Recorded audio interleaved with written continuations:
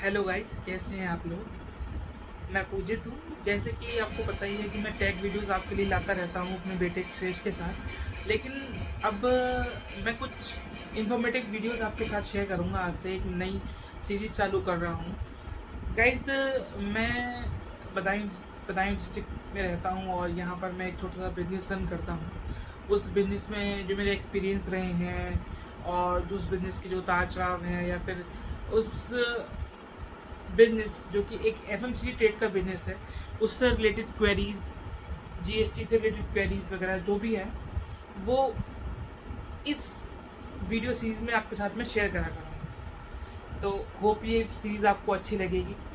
तो आज की वीडियो को टॉपिक में रखता हूँ कि what is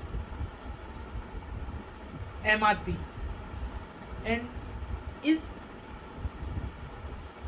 the GST is the part of margin of retailer.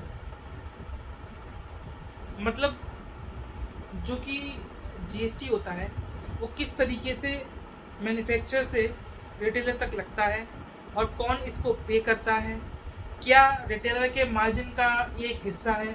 इन सब चीज़ों के बारे में आपको मैं बताना चाहूँगा, आपके साथ में डिस्कस करना चाहूँगा। गाइज़, इस टाइप का वीडियो का ही मेरा पहला एक्सपीरियंस है। हो सकता है मुझसे कुछ गलती हो, तो प्लीज़ माइंड मत करिएगा। कमेंट बॉक्स में इस चीज़ को करेक्ट करके मुझे बताइएगा कि मैंने क्या गलत बताया आपको, या मैं देखिए, मैं भी अपने बिजनेस से ही सीखा हूँ सब चीज़ें, और जो मैं व्यापार कर रहा हूँ उसी को मैं सोच समझ के उन सब चीज़ों को लर्न करके आपके साथ शेयर करूँगा अपने एक्सपीरियंसेस। तो सबसे पहले तो मैं आपके साथ ये डिस्कस करना चाहूँगा कि एमआरपी होती क्या है। एमआरपी को हम कहते हैं मैक्सिमम रिटेल प्राइस। कुछ लोगों को ये पता होगा, कुछ लोगों को लगेगा अरे ये क्या बता रहा है, ये तो हमें बहुत पहले से पता है। कुछ लोगों को बिल्कुल भी नहीं पता होगा और वो इस वीडियो से बहुत रिलेट भी करेंगे। एमआरपी का मतलब होता है मैक्सिमम रिटेल प्राइस, और हिंदी में इसको हम बोलते हैं अधिकतम खुदरा मूल्य। अधिकतम खुदरा मूल्य मतलब जैसे किसी भी प्रोडक्ट का 10 रुपये एमआरपी उस पर लिखा हुआ है, तो कोई भी रिटेलर, होलसेलर, वॉटेवर, कोई भी उसको 10 रुपये से ऊपर नहीं बेचेगा।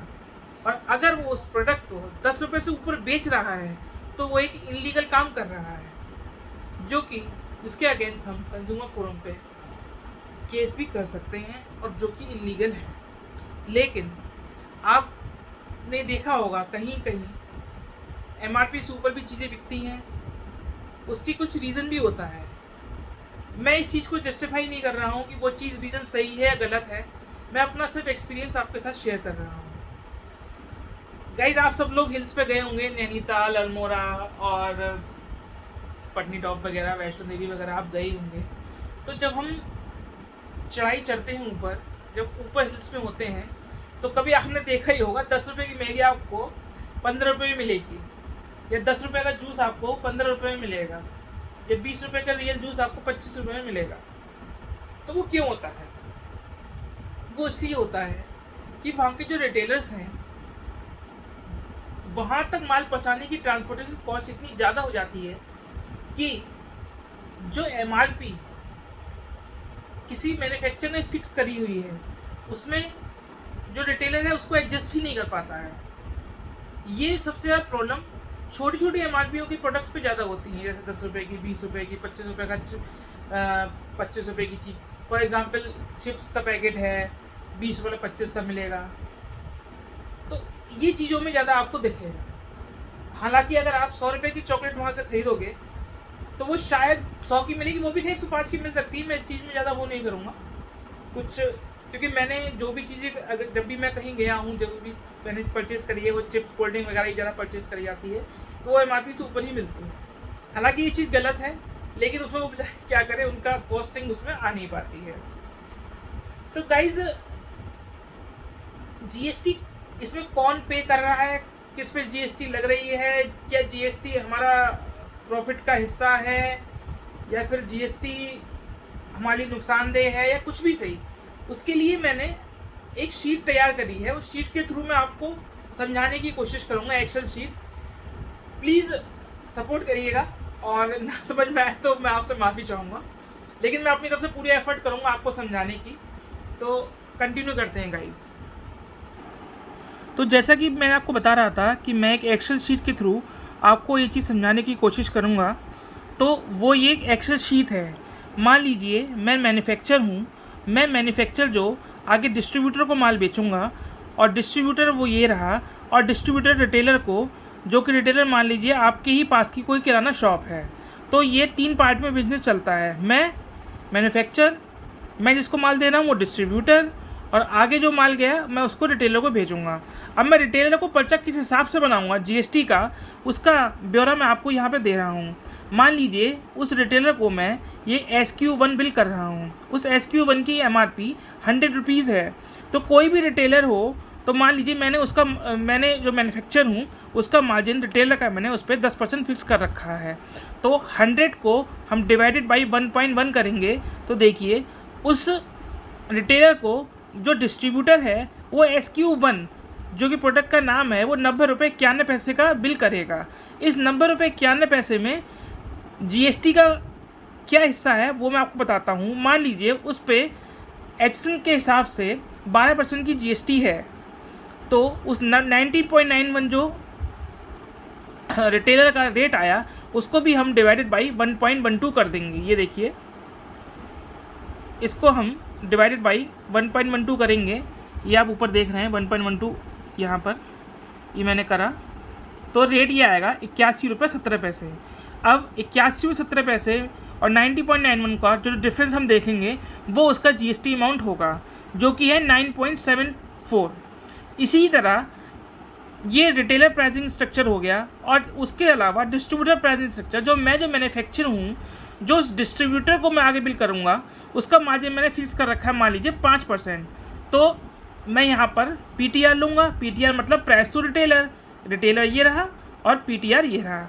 PTR क्या हुआ 90.91। उस 90.91 को मान लीजिए मेरा मार्जिन 5% है, सॉरी जिसको मैं माल बेच रहा हूँ उसका मार्जिन डिस्ट्रीब्यूटर का 5% है, उसको मैं डिवाइडेड बाई 1.05 करूँगा। यहाँ पे देखिए मैंने 1.05 कर रखा है, तो आया ये 86 रुपये 58 पैसे। हाँ जी, अब इस पर मुझे अपना जीएसटी डिस्ट्रीब्यूटर का जीएसटी कैलकुलेट करना है, तो इसको भी मैं डिवाइडेड बाई 1.12 कर दूंगा। तो मेरा जीएसटी का रेट, प्री जीएसटी रेट आ जाएगा 77 रुपये 30 पैसे। अब सेम मेथड में 86 रुपये 58 पैसे में 70 रुपये 30 रुपये में घटा दूंगा, तो 9 रुपये 28 पैसे जीएसटी अमाउंट मेरा आ जाएगा। ये वो जीएसटी अमाउंट है जो कि मैन्युफैक्चर डिस्ट्रीब्यूटर से लेगा,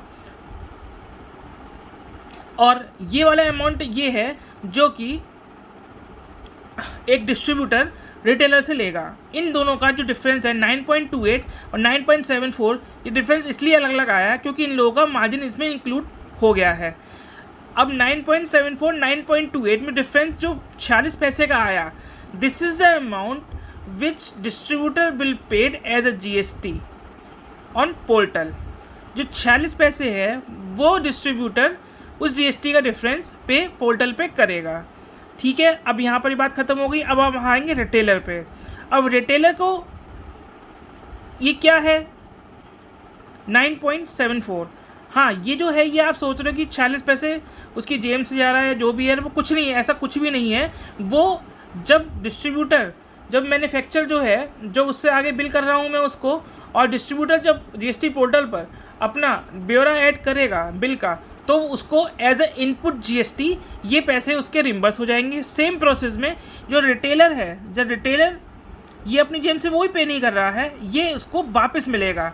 जैसे कि वो अपने पोर्टल में इसका ब्यौरा दाखिल करेगा, तो 9.74 जो भी अमाउंट बना उसको उसका as a input tax GST उसको रिम्बर्स हो जाएगा। तो इसमें क्या सिस्टम हुआ, ना तो डिस्ट्रीब्यूटर का कुछ वो है, ना ही रिटेलर है, कोई भी अपनी जेब से जीएसटी पे नहीं कर रहा है। एंड अब जब मैं एंड यूज़र बनकर किसी शॉप से वो 100 रुपये की चीज़ खरीद रहा हूँ, तो जो एंड यूज़र, जो कंज्यूमर है, वो उस जीएसटी को फाइनली पे कर रहा है।